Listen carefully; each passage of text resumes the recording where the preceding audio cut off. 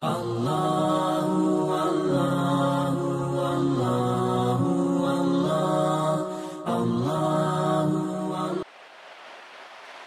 Ibu jamaah salat subuh yang dimuliakan oleh Allah Subhanahu wa taala. Alhamdulillah, pada subuh hari ini kita masih diberikan oleh Allah Subhanahu wa taala kesempatan untuk menunaikan salat subuh secara berjamaah. Kata Rasulullah sallallahu alaihi wasallam, "Man shallal fajra fi jama'atin fahuwa fi zimmatillah." Barang siapa yang salat subuh berjamaah, fahuwa fi zimmatillah, maka dia di dalam penjagaan Allah Subhanahu wa taala. Bapak Ibu jamaah salat subuh yang dimuliakan oleh Allah Subhanahu wa taala.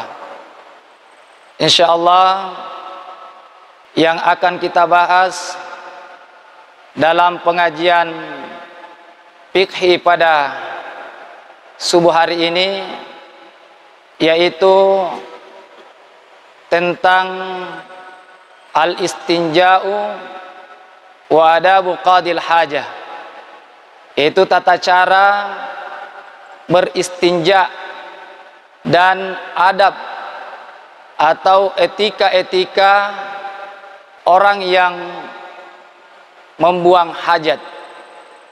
Sebagaimana kita ketahui bahwa ajaran Islam sangat menekankan pentingnya kebersihan.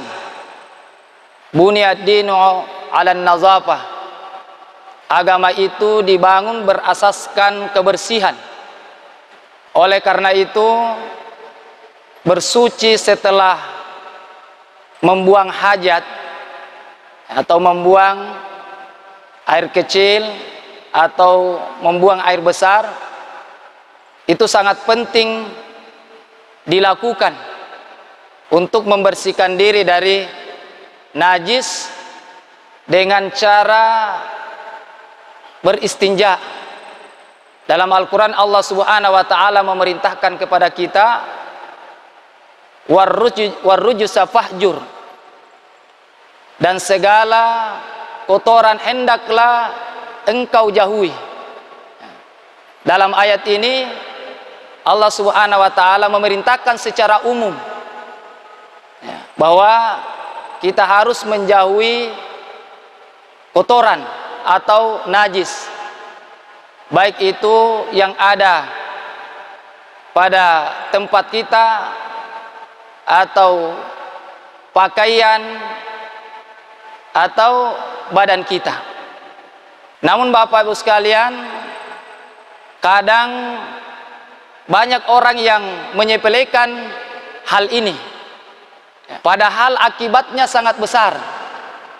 Karena kebanyakan orang disiksa di dalam kubur disebabkan karena tidak bersih caranya beristinja.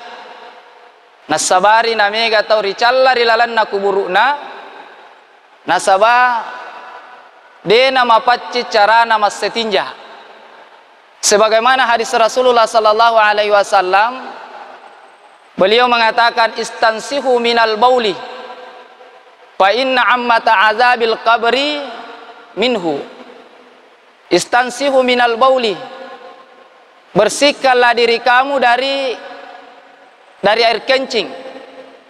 Fa inna ammata azabil qabri, karena kebanyakan siksaan kubur itu minhu, ya disebabkan karena dari air kencing.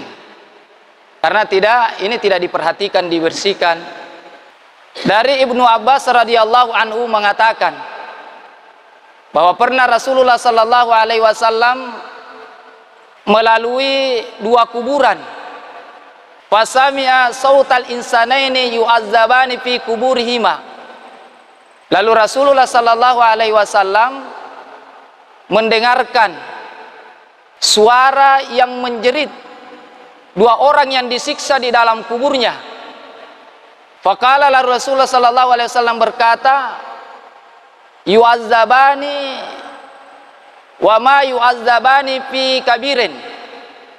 Dua orang yang ada di dalam kubur ini kedua sedang disiksa. Bukan disiksa karena perbuatan dosa besar, tapi keduanya disiksa.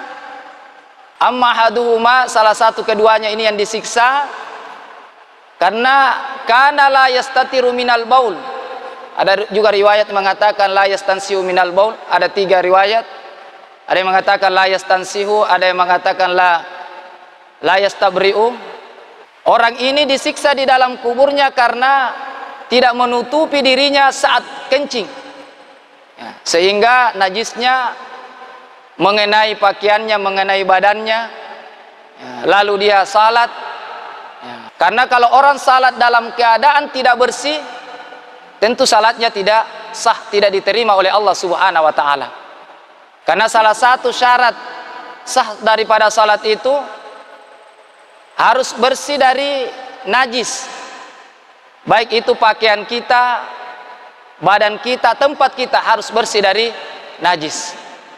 Inilah yang menyebabkan itu disiksa di dalam kuburnya karena ya, ketika dia salat tidak bersih, apakah badannya atau pakaiannya. Kemudian wa amal akhar, orang yang kedua disiksa di dalam kuburnya karena yamshi bin namimah, dia suka mengadu domba. Ini juga yang suka mengadu domba, yang provokator, yang suka mepalatu-latu, juga disiksa di dalam kubur. Apa sih yang dikatakan dengan namimah? Sebenarnya dikatakan ulama bahwa yang dikatakan namimah naqlu kalamin nasi ba'dihim ila ba'din ala jihatil ifsadi bainahum. Itu yang dikatakan adu domba, yaitu memindahkan perkataan orang kepada orang lain ala jihatil ifsadi bainahum, ya, dengan tujuan merusak hubungan antara mereka. Jadi perbuatan adu domba ini adalah termasuk perbuatan yang sangat buruk. Ya, kata Rasulullah sallallahu alaihi wasallam. Ya, pernah Rasulullah bertanya kepada sahabatnya. Beliau bertanya, hal tadruna min syirarikum? Apakah kalian tahu orang yang paling buruk di antara kalian? Para sahabat mengatakan, Allahu wa rasuluhu a'lam. Hanya Allah dan Rasulnya yang lebih tahu. Lalu Nabi mengatakan bahwa syirarukum, orang yang paling buruk di antara kalian yaitu Zulwajhaini, orang yang bermuka dua. Zulwajhaini allati ya'ti haula'i biwajhin wa haula'i biwajhin, yang datang kepada suatu kelompok dengan satu wajah, kemudian mendatangi kelompok lain dengan wajah yang lain. Artinya orang yang suka mengadu domba, sebagaimana yang dijelaskan dalam Al-Quran, wa iza laqul ladzina amanu qalu amanna wa iza khalau ila syayatinim qalu inna ma'akum innama nahnu mustahzi'un. Kalau berjumpa orang-orang beriman, qalu amanna, mereka mengatakan kami juga beriman. Wa idza khalau ila syayatinim, kalau bertemu lagi dengan para setan-setan, para pemimpinnya, apa dia katakan? Qalu inna ma'akum, mereka juga mengatakan kami bersama kalian. Innama nahnu mustahzi'un, kami hanya mengolok-olok itu orang-orang beriman. Jadi orang yang suka mengadu domba itu adalah orang yang tentunya celaka nanti di dalam kuburnya, lebih-lebih nanti celaka di akhirat. Karena kata Rasulullah sallallahu alaihi wasallam, la yadkhulul jannata namam, tidak akan masuk surga orang yang suka mengadu domba. La yadkhulul jannata namam. Jamaah salat subuh yang dimuliakan oleh Allah Subhanahu wa taala. Kembali bahwa istinja diambil dari kata najah. Najah artinya memutuskan atau melepaskan. Jadi orang yang beristinja itu melepaskan atau memutuskan dirinya dari kotoran atau dari najis. Nah, jadi istinja yaitu menghilangkan najis dari kubul atau dubur, yang dua jalan ini, setelah membuang hajat dengan menggunakan air atau batu, atau yang semakna dengan batu. Jadi alat yang bisa untuk kita pakai beristinja yaitu air, dan boleh juga kita beristinja dengan menggunakan batu atau yang semakna atau yang semacamnya atau yang sepadam dengan batu. Nah, jadi batu juga ini bisa kita pakai untuk menghilangkan najis, ya, menghilangkan najis yang ada di pada kubul dan dubur kita. Atau yang semakna dengan batu. Mana yang dimaksud dengan yang semakna dengan batu adalah benda yang memenuhi 5 syarat. Nah, jadi bukan saja batu, ya, bisa kita gunakan kertas atau tisu, kain, kayu atau kulit kayu, daun, boleh kita menggunakan untuk menghilangkan najis yang ada pada ya kubul atau dubur kita. Yang penting syaratnya terpenuhi 5 syarat. Yang pertama, benda itu jamid, benda itu benda padat. Jadi yang benda cair ya tidak bisa dipakai untuk beristinja, ya, seperti minyak tidak boleh dipakai untuk menghilangkan najis yang ada pada kubul dan dubur kita setelah buang hajat. Nah, jadi harus benda padat. Kemudian benda padat itu harus kering, ya, harus kering. Nah, jadi kalau walaupun bendanya padat tapi kalau tidak kering, nah, seperti tisu basah. Tisu basah itu tidak bisa dipakai untuk beristinja. Tidak boleh dipakai beristinja karena bendanya tidak kering. Walaupun ini adalah benda padat tapi tidak kering. Kemudian syarat yang ketiga yaitu tahir. Harus benda itu suci. Bendanya harus suci. Jadi tidak boleh kita pakai beristinja yaitu yang dari najis.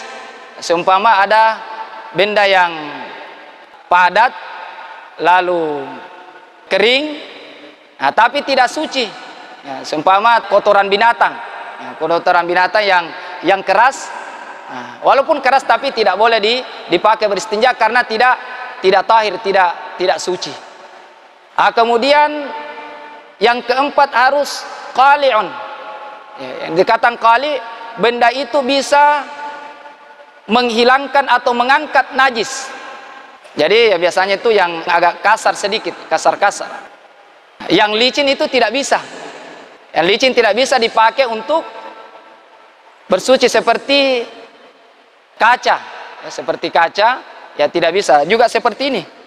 Tidak bisa juga dipakai bersuci karena licin.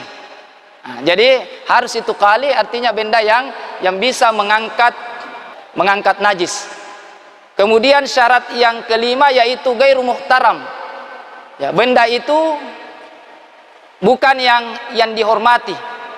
Maksudnya bukan yang dihormati ini adalah benda yang ya, dimana tidak dihormati seperti dengan makanan. Anggaplah seumpama roti. Ya, roti itu ada roti yang keras. Ya, tidak boleh dipakai beristinja karena benda ini adalah benda yang dihormati karena berupa makanan. Atau kertas yang ada tulisannya atau yang sudah menjadi buku, tidak boleh itu yang dirobek baru dipakai beristinja karena benda ini menjadi benda dihormati. Jadi kalau terpenuhi yang 5 syarat ini, maka benda itu bisa dipakai untuk bersuci. Jadi bukan saja dibatasi dengan batu. Ya, artinya benda yang terpenuhi dengan 5 syarat ini boleh kita untuk menggunakan beristinja. Walaupun ada air, lalu kita mau menggunakan benda itu untuk beristinja, boleh dan boleh kita juga langsung salat dengan menggunakan itu, tak beristinja dengan benda tersebut. Ya, karena kedudukan benda ini sama dengan kedudukannya air. Nah, namun kalau di mana yang lebih afdal, air atau batu, ya lebih afdal air. Ya, lebih afdal air untuk kita gunakan untuk beristinja. Kenapa lebih afdal itu air digunakan beristinja daripada batu? Karena kalau air itu bisa menghilangkan ainun najasah, ya, bisa menghilangkan itu najis, bisa menghilangkan baunya, rasanya, warnanya, dan juga bisa menghilangkan bekas-bekasnya, sisa-sisanya. Nah, kalau batu tidak bisa bersih seperti ya kalau kita menggunakan air. Nah, jadi itu lebih afdal. Jadi beristinja, ya, cara beristinja itu yang lebih afdal itu menggunakan batu atau sejenisnya kemudian disusul dengan air. Jadi batu dulu baru air, itu lebih afdal yang seperti itu. Kemudian tingkatan yang kedua adalah menggunakan air, ya, hanya tersendiri, artinya air. Kemudian tingkatan ketiga yaitu menggunakan batu atau yang semakna dengan batu. Nah, jadi yang afdalnya itu adalah batu dulu baru artinya batu kita pakai beristinja baru air. Karena ini ya sebagaimana yang dilakukan oleh penduduk Kuba, sehingga Allah Subhanahu wa taala memuji di dalam Al-Qur'an penduduk Kuba pada waktu itu.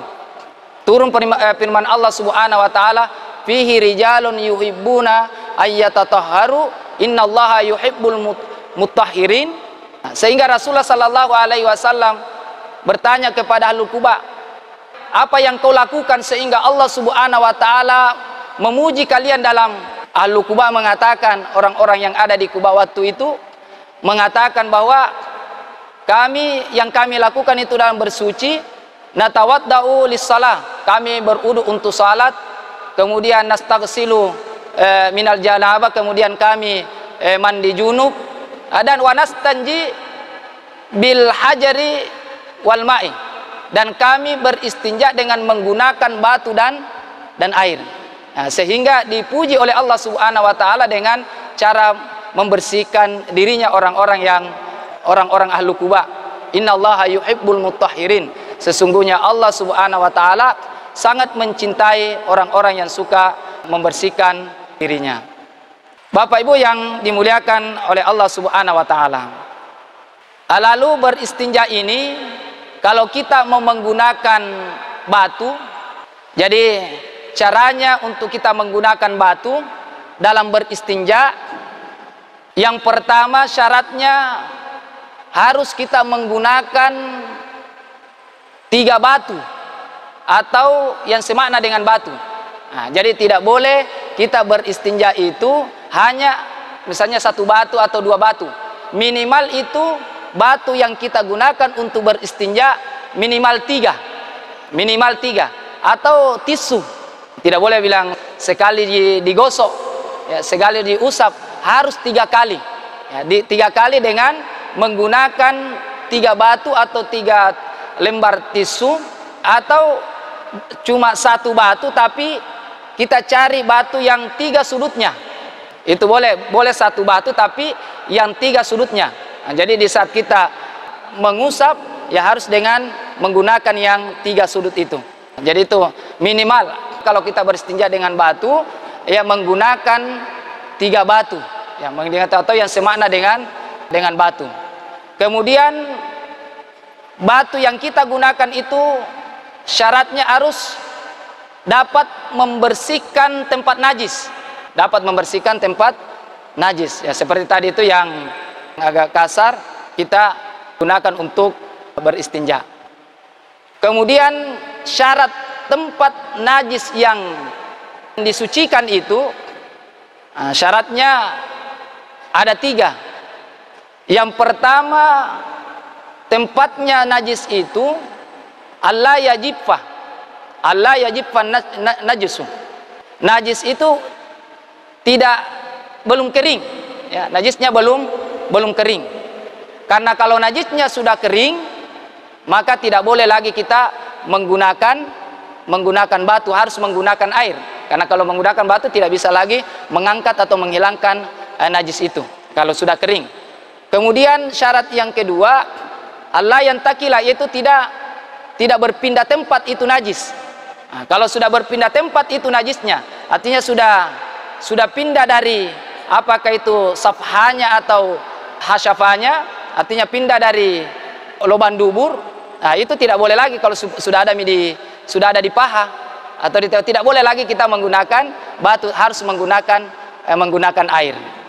Kemudian layat terawalai akhir, itu tidak boleh kita lagi beristinja itu kalau najis itu ada benda lain yang kena najis itu. Nah, tidak boleh lagi.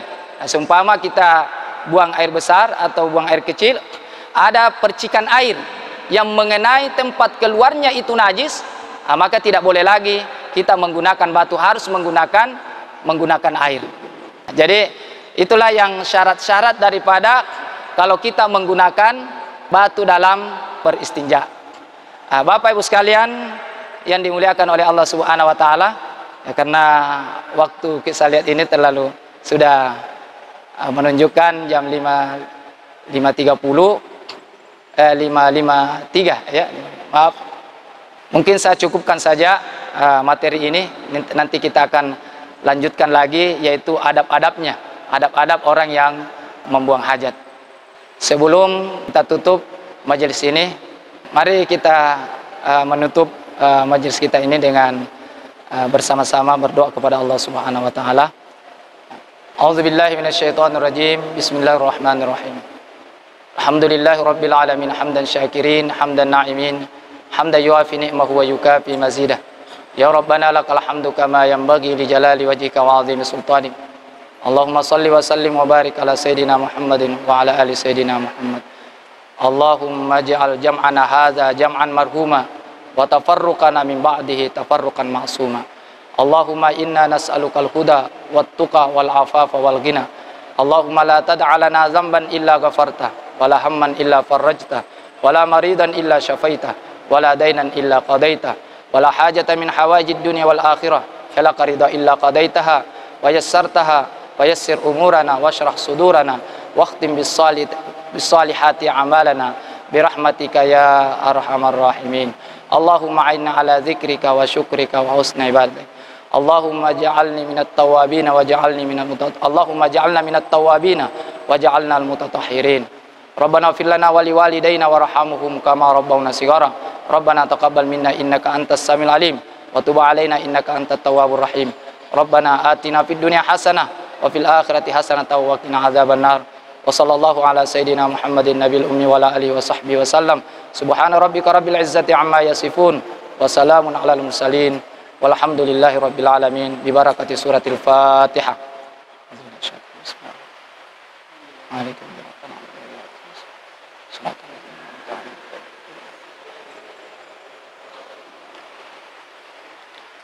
Lebih dan kurangnya mohon maaf. Minallahi musta'an wa alaihi tiklan. Assalamualaikum warahmatullahi wabarakatuh.